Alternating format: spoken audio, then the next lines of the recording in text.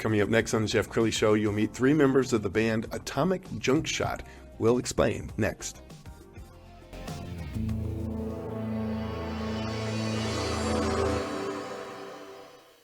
Many are predicting that the worst is yet to come, which is unfortunate, said one person here. Until now, they've enjoyed the reputation of being the nation's icebox. Watched a burglar in his home this morning by webcam. As a journalist of over 25 years, stories are what make my world turn. Reporting live from the Dallas newsroom tonight, Jeff Crilley, Fox 4 News. But in 2008, I took the jump from my familiar life and started a PR firm from my home. We're talking about anyone with a camcorder like the one I'm using becomes a television network. We started slowly growing the company, and we now have over 100 clients, and we've branched into the world of live digital broadcasting. I now own 8 different TV studios and have a huge team, and the stories that I now get to share are sometimes the most important of my life. Life has a funny way of coming around full circle. This is the Jeff Crilley Show. Well, I've always been fascinated with music and bands and how some bands soar to the heights of their industries and others just remain a garage band. It's a complicated industry and complicated to get it right, complicated to say it. In studio right now, 3 members of Atomic Junkshot, Aaron Perlut, Clay Mudd, and Brian McCary. Thanks for coming on the show, guys. Thanks for having us. Awesome. Well, I want to start with you, Aaron. You and I have known each other for several years now, and you said, "Hey, Jeff, our band's in town. We're going to be performing, and you need to have us on your show." And I wanted you on your show because, again, I think the music industry is changing. So why don't you tell us about the band? How did it start? Yeah, you're right. The music industry is changing. It's becoming more and more challenging. The band was founded around 2018. I founded the band, and like all bands, it evolves and grows. And I actually haven't been playing music very long, and I had only been, when we founded the band, I think I'd only been playing music for maybe at most a year and a half, 2 years, and so we were terrible.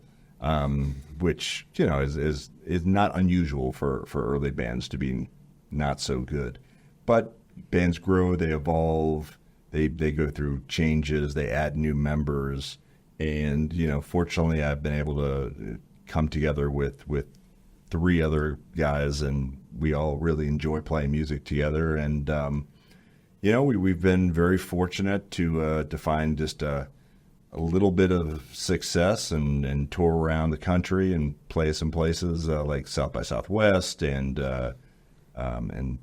here in Dallas at Texas Live we'll be playing again. So it's been fun. Okay, let's get Brian and Clay into this. Didn't you know you had the sound because you guys have been performing your whole life? Is that right?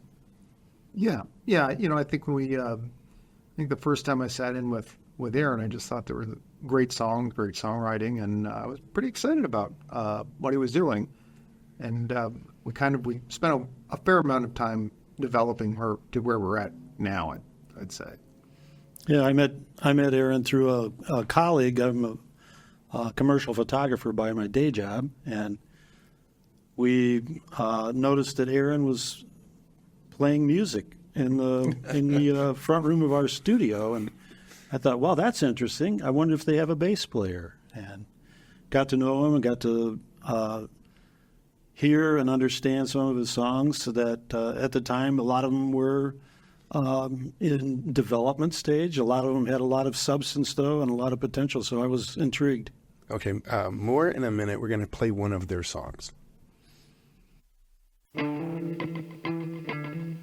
couple of years ago, my wife and I were rolling around Lake of the Ozarks. She said to me, I'm only seeing 3 things: dirt roads, graveyards, and meth shacks. And so, wrote this song about the whole experience.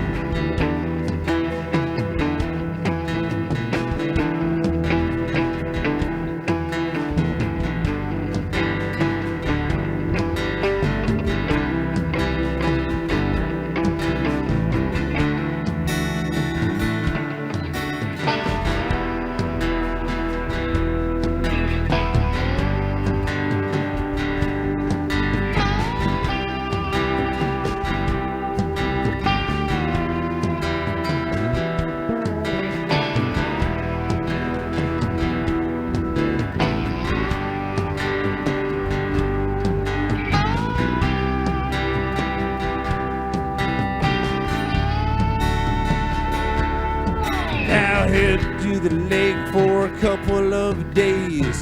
Trailers and dogs with just 3 legs. Lots of folks walking on by, drinking 40s and all hazy-eyed.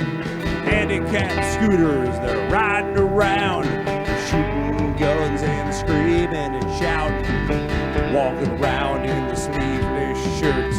Wonder if they gon' go to work at the Ozark Lakes.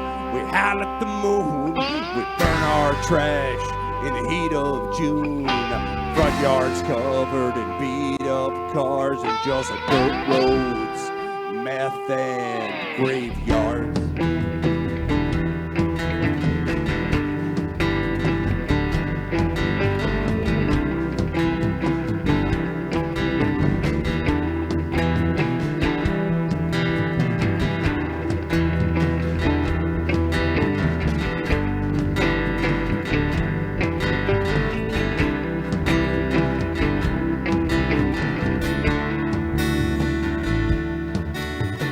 Yards they look like a lost and found. Hazmat suits lying on the ground. Couple kids outdoors in a crib. They're smoking cigarettes and drinking Mr. Pibb. Spot the lake, wanna take a swim. Might get E. coli if I jump in. Hope we can make it out alive. Maybe we should've just kept on driving at the Ozark Lakes.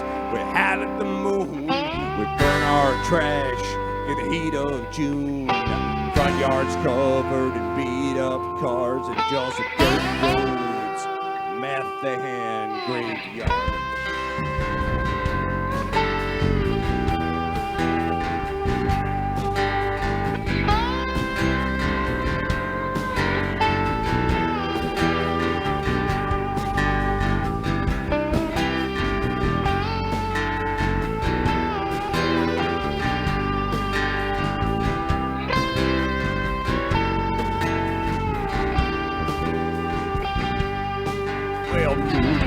Night on the edge of a lake, coyotes howl while we get bait. Sitting on a pile of tires, mattress crackling in the fire.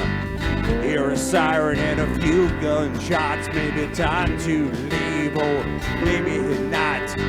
Either way, it's sure been fine at Lake of the Ozarks one more time.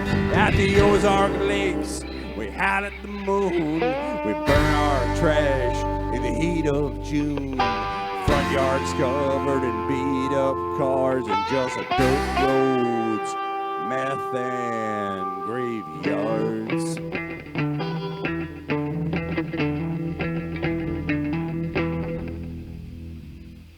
Marcus Everblue's on the guitar over there. Well, I think it's really unique that you guys write your own stuff, because don't most bands when they're starting out do covers?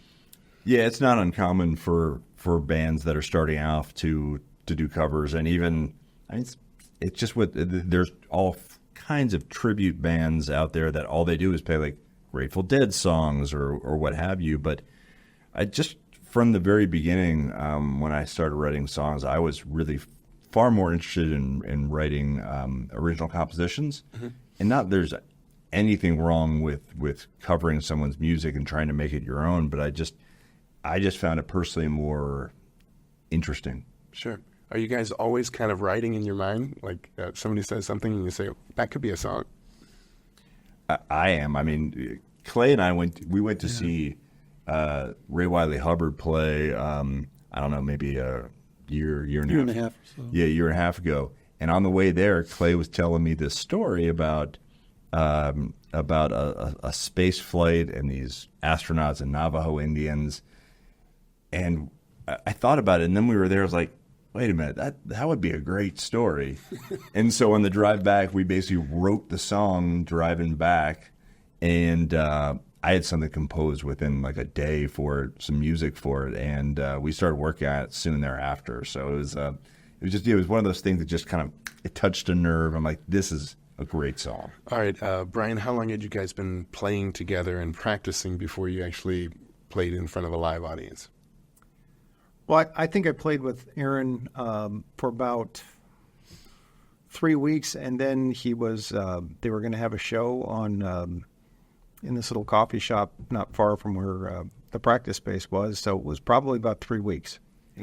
Was going in. And it's a big difference between playing in your garage and playing in front of a live audience. Oh yeah, yeah. It's really nice though to see the feedback and people listen to the music, hear the lyrics, and give you either notes that maybe you can improve this or that, or they find it intriguing and give us complimentary feedback. You guys are really terrific. You kind of suck, but you're really terrific in a kind of terrible way. Yeah. All right, Aaron, I want you to set up the video we're about to play. This is an album, so tell us what. Yeah, so we just released our first full length studio album called Peacedale, and it was a pretty transformative experience for the band. We went to Connecticut, staying in this kind of a 20-acre compound that had a house and a recording studio, and we're there for 4 or 5 days. And initially, the album wasn't going to be called Peacedale, but I think we found some imagery there, and we just had such a good experience together as a unit that when we were there, we're like, that's the name. We're calling it Peacedale. And so this is kind of really just kind of a cold together. I think I took a bunch of video on my phone and was annoying everybody, including Brian sleeping during part of the recording process. And it was just a video of that whole experience, recording this with an amazing producer, Greg Griffith. Outstanding. Let's go ahead and roll it.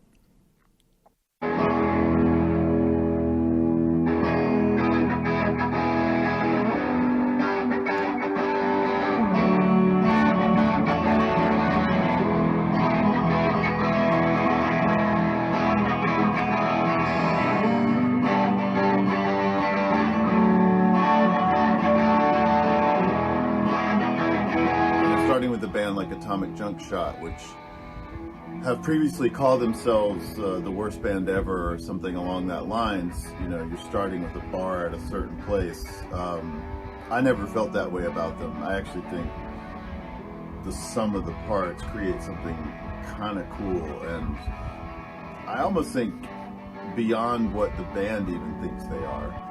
As a producer, I wanted to capture some of that magic that I hear in their personalities.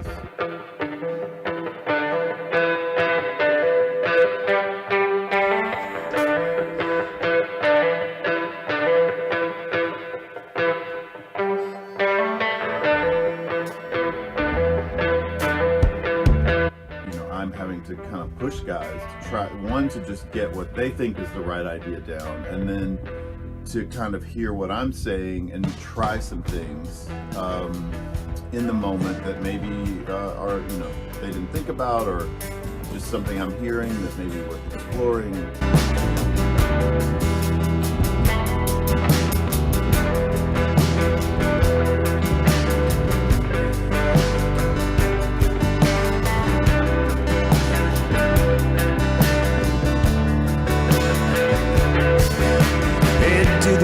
For a couple of days, trailers are. Have you ever had a problem with nutritional yeast? If you have, brag about nutritional yeast. Riding around, shooting guns and screaming and shouting, walking around in the sleeveless shirts. Aaron wrote a bunch of songs about drinking and regret, right? And he's written some great story songs. It's a lot of work, and not only did we spend a lot of time preparing and trying to tighten up the arrangements on the 10 songs we knew were coming in to record, but just then once you get in the studio, it's a lot of work. The days are incredibly long. Recording an album is very different than playing live. It really gets you down into the details of what's happening in your part and everybody else's part. I've learned a lot about what I can do musically under these types of in this situation. Hazmat suits lying on the ground. A couple kids outdoors in a crib. And having someone like Greg, who was kind of holding our hand and really leading the process and guiding the process and directing it all, was invaluable. A great guy working. He's not just doing the recording, not just being a recording engineer, but really focusing on also kind of producing and thinking about what should the overall vision for each song be. He's providing an objective point of view and has insights that we would never have thought of in any other context. I'm really happy with how things came out. The band really showed up, was really focused on, listening and trying things and being open to try things. And we got a lot of work done, 10 songs in a few days. I'm excited to see it come together because the drums sound great, bass playing's great. Really happy with the sounds we got, and the parts are really cool.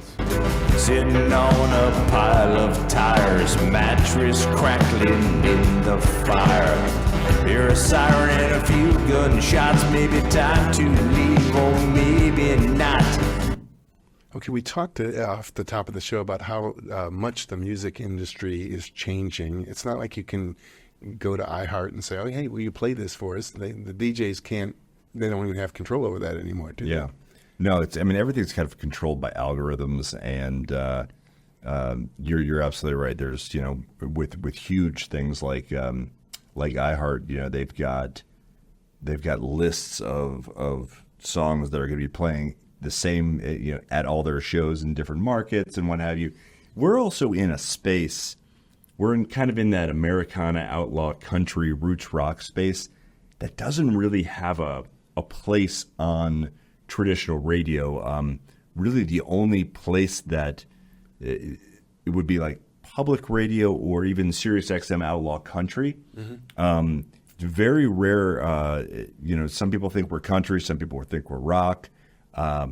It's very difficult. The industry has really changed, and even the proliferation of digital technology has allowed so many more people to get their music out, but that also just creates this morass of music that's out there by incredibly talented people that have probably never been heard. So, I think we're just really thankful when someone listens to us and shares, as Clay was saying, shares a little feedback with us. I mean, it's a really nice feeling when someone's taking the time to spend some money to come to your show or stream one of your songs or watch one of your videos or something like that. So Clay and Brian, how do people break out? Like, how do they get discovered these days?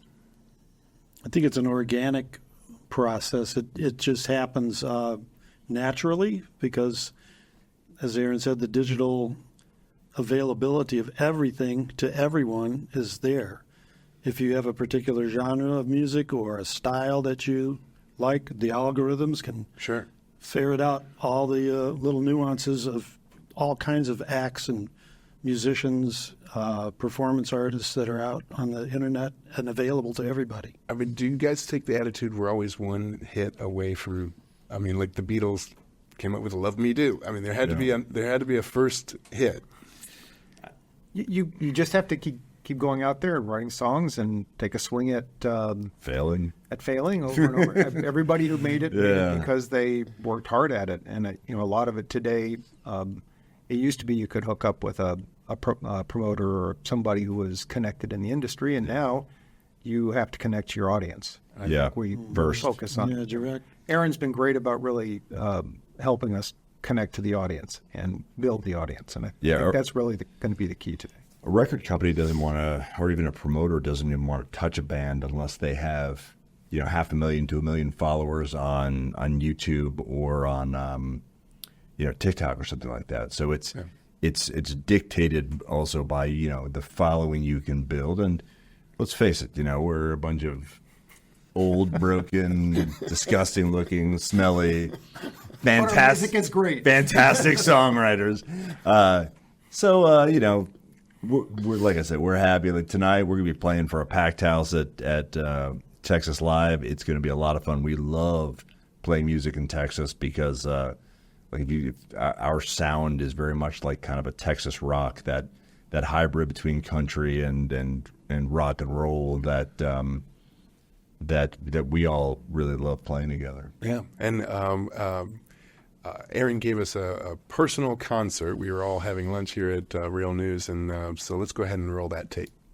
All right, folks, I'm going to play a song off our first album called Dress Like 1950.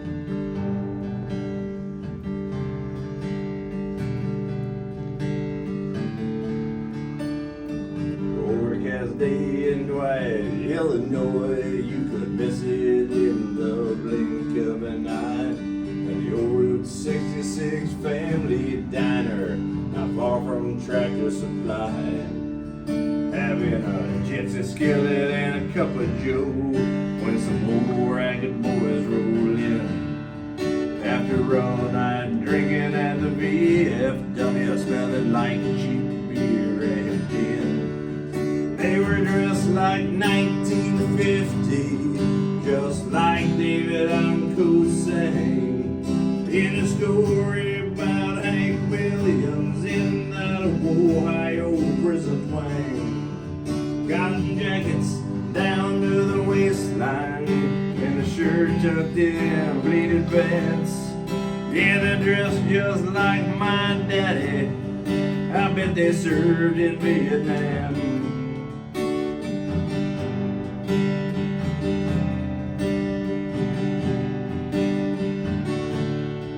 Well, I paid my tab and walked towards the door, and one of them nodded at me.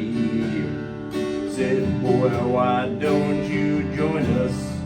Come over here and take a seat. Now it's clear you ain't from around these parts, so what brings you into Dwight?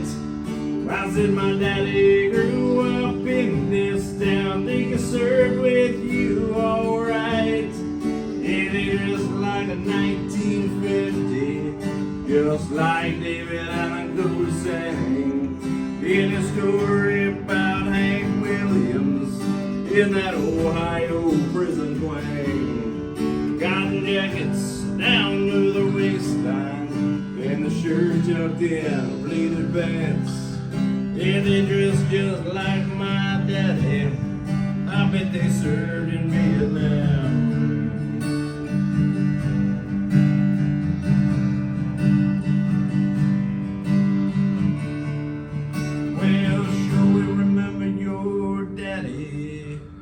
Served in our platoon. He saved each and every one of our lives. It was 69 in June. He lost his life that fateful day, and that must make you sad. But you should be so proud of him, 'cause he was one brave dad. Yeah, they dressed like 1950, just like David Allen Coe sang in a story about Hank Williams in that Ohio prison twang. Wearing cotton jackets down to the waistline, and the shirt tucked in, pleated pants. Yeah, they dressed just like my daddy. I bet they served in Vietnam. Yeah, they dressed, yeah, they dressed. Well, they dressed just like my daddy. Well, they dressed like a 1950. I bet they served in Vietnam.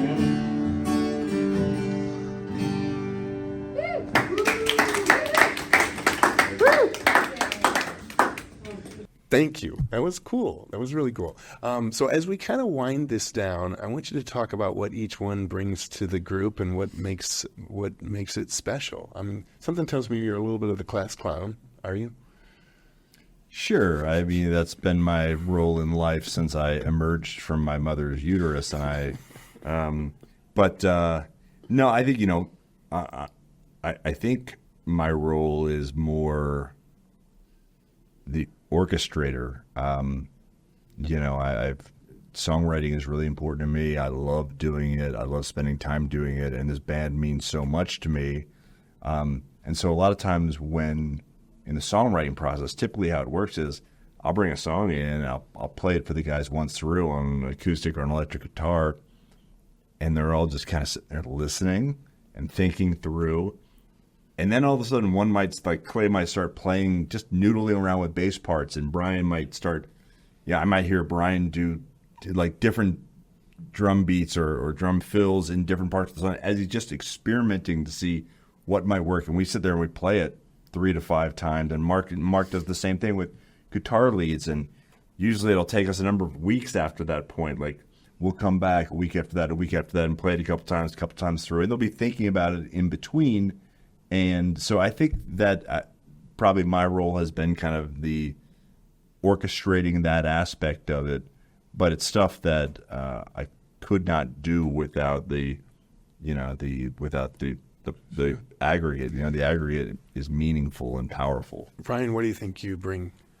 Yeah, so as the drummer, first of all, my role is to keep everybody on time, obviously. But I also try to provide a direction to the song. So I'm thinking about where the cues are, where the next break is, try and change up the feel a little bit so that the song evolves from a starting point and the song goes through a little journey that matches up with the words and the chords. So you have to kind of think about how the song is starting and where you want it to go before it ends, and then make sure it ends big. And that might be changing a beat, that might be throwing in a background vocal. I'm just kind of thinking about how I push the whole structure of the song. It's the drum beat is. Brian mentioned keeping time, and most people who are novices to music wouldn't really know what that means, but there is time. It's and that is essential to both the recorded and the live performance, and to making sure that the music stays consistent and balanced. Sure.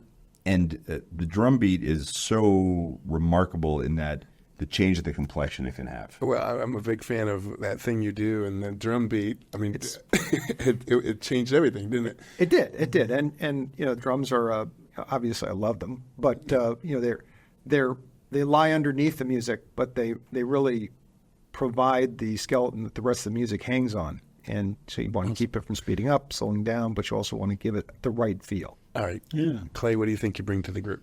Well, exactly as Brian just said, the drums are the skeleton or the bones of the song.